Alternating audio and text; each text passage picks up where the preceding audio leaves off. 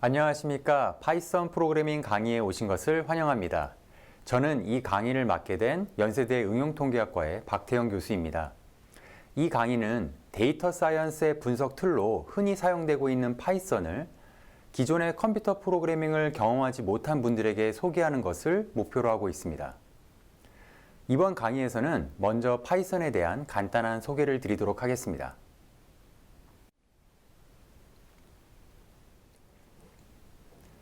먼저 파이썬은 네덜란드의 귀도반 로썸이 1989년 크리스마스 휴가를 보내면서 재미삼아 개발한 프로그래밍 언어입니다. 그런데 재미삼아 만든 것 치고는 정말 잘 만든 프로그래밍 언어이죠. 파이썬이란 이름도 귀도반 로썸이 좋아하는 텔레비전 코미디 쇼인 몬티 파이썬의 비행 서커스라는 TV 프로그램에서 따왔다고 합니다. 참고로 몬티 파이썬의 비행 서커스는 넷플릭스에서도 시청하실 수 있는데요. 세상에 존재하는 코미디 쇼가 몬티 파이썬의 비행 서커스 이전과 이후로 나뉠 정도로 유명하다고 하니까요. 관심 있으신 분들은 한 번씩 보시길 추천드립니다. 파이썬의 사전적 의미는 그리스 신화에 나오는 큰 뱀을 뜻한다고 합니다. 그래서 파이썬의 엠블렘을 보시면 두 개의 커다란 뱀을 나타내고 있음을 볼 수가 있습니다.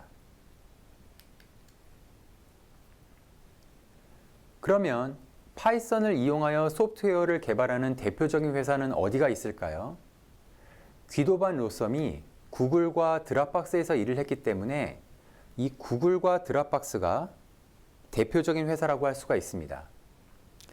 특히 구글은 소프트웨어의 절반 이상을 파이썬으로 제작하고 있고 드랍박스는 모바일 소프트웨어를 제외한 서버 및 데스크탑 소프트웨어의 거의 대부분을 파이썬을 기반으로 제작한다고 합니다. 이 드랍박스를 써보신 분들은 아시겠지만 드랍박스의 빠르고 간결한 UI가 파이썬 덕분이 아닌가 생각이 듭니다. 그러면 다른 IT 회사들은 어디가 있을까요? 바로 페이스북이나 인스타그램, 아마존, 넷플릭스 이러한 회사들이 바로 파이썬을 이용해서 많은 소프트웨어를 제작하고 있다고 합니다. 그리고 월가에 있는 금융회사들도 알고리즘 트레이딩과 같은 금융 관련 소프트웨어를 파이썬으로 개발하고 있는 등 다방면에서 파이썬이 널리 사용되고 있습니다. 요즘 다양한 언론에서는 데이터의 중요성에 대해 이야기하고 있습니다. 4차 산업혁명의 중요한 원동력으로 빅데이터를 이야기하고 디지털 뉴딜에서는 21세기 새로운 원유라고 불리는 데이터를 모아놓고 활용하는 데이터댐을 이야기하고 있습니다. 우리가 1년 365일 24시간을 살아가는 동안 알게 모르게 무한히 많은 데이터가 발생을 하고 있고 이를 데이터의 홍수 속에서 산다고 합니다. 예를 들면은 우리가 사용하고 있는 웨어러블 디바이스에서는 수면 시간 동안 혈중산소 포화도 데이터를 수집을 하고요. 이것을 바탕으로 수면 패턴을 분석해서 수면 무호흡증을 미리 예측한다고 합니다. 또한 평상시에는 심장 질환의 위험을 미리 예측하고 경고를 할 수도 있다고 합니다. 또 다른 예로는 스마트폰 GPS 자료라든지 무선 네트워크 접속 데이터 같은 것들이 있고요. 인터넷에서 상품을 검색하거나 뉴스 기사를 클릭해서 데이터를 발생시키기도 합니다. SNS에서는 좋아요를 누르거나 댓글을 남겨서 데이터를 발생시키기도 하는데 기업에서는 이러한 데이터를 생활 패턴, 취향 분석, 네트워크 분석 등의 다양한 목적으로 활용하는 것이 가능합니다. 아마도 1초 동안 인터넷에서 발생하는 데이터 인포그래픽, 그림을 보신 적이 있으실 텐데요. 한 가지 예를 들면은 2019년을 기준으로 구글은 1초에 380만 회의 검색 쿼리가 발생하고 있습니다. 정말 상상할 수도 없는 수치인데요. IT 기술과 컴퓨팅의 발달로 전 세계적으로 데이터가 폭발적으로 증가하고 있습니다. 그런데 이렇게 폭발적으로 증가하는 데이터를 활용하느냐, 활용하지 않느냐가 앞으로는 기업의 성패, 개인의 성공에 큰 영향을 미칠 것으로 예상이 됩니다. 왜냐하면 가장 많은 고객을 보유하고 있는 최고 기업이 있다고 했을 때 이 기업이 만약에 데이터를 활용하게 된다면 가장 많은 고객으로부터 가장 많은 데이터를 수집하는 것이 가능해집니다. 그리고 이렇게 수집한 데이터를 바탕으로 가장 좋은 모형을 학습하는 것이 가능해집니다. 가장 좋은 모형을 학습한다는 것은 무슨 의미냐 하면 고객이 무엇을 좋아하는지 그리고 고객을 어떻게 하면 만족시킬 수 있는지에 대해서 알고 있다는 뜻이 됩니다. 따라서 이 기업에서는 가장 많은 신규 고객을 확보하는 것이 가능해지고 기존 고객을 유지하는 것이 가능해지는 것이죠. 그리고 이것을 바탕으로 더 많은 고객을 보유하는 것이 가능해지는 것입니다.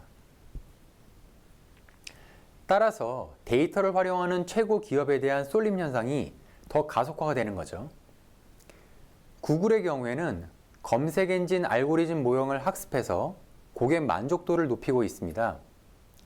우리나라는 네이버가 검색 엔진 점유율이 가장 높지만 해외에서는 마이크로소프트가 빙이라고 하는 검색 엔진을 윈도우즈 웹 브라우저의 디폴트 검색 엔진으로 탑재했음에도 불구하고 구글의 2020년 검색 엔진 점유율은 무려 92.54%에 달할 정도로 독점화가 되고 있습니다.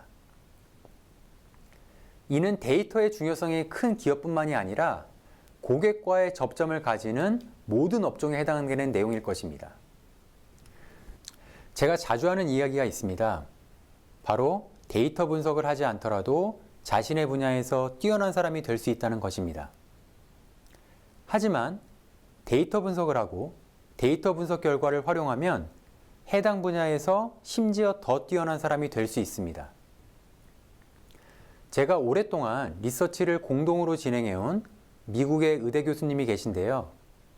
그분이 외과 수술을 굉장히 잘하시는 분이십니다. 그분이 얼마나 수술을 잘하시는지는 방송용이 아니기 때문에 말씀드릴 수는 없지만 정말 수술을 잘하시는 분이십니다. 그래서 그 교수님은 굳이 데이터 분석을 하지 않더라도 자신의 분야에서 충분히 성공하신 의사 선생님이십니다. 하지만 그 교수님 같은 경우에는 환자들의 자료를 오랜 기간 동안 축적하고 분석해서 환자의 사망률이나 수술의 부작용을 줄일 수 있는 요인을 찾는 그런 논문을 꾸준히 쓰고 계시고요. 이를 기반으로 수술 방법을 결정하는 등 많은 노력을 하고 계십니다. 이처럼 데이터 분석은 이미 뛰어난 의사 선생님도 심지어 더 뛰어난 의사 선생님이 될 수 있도록 해줄 수 있다는 것입니다. 그리고 이것은 비단 의학 분야나 데이터를 많이 다루는 이공학 분야에만 국한된 것이 아닙니다. 얼핏 봐서는 데이터와 직접적으로 관련이 없어 보이는 법학 분야, 교육학 분야, 정치학 분야, 이와 같은 다양한 분야에 해당되는 내용이 됩니다.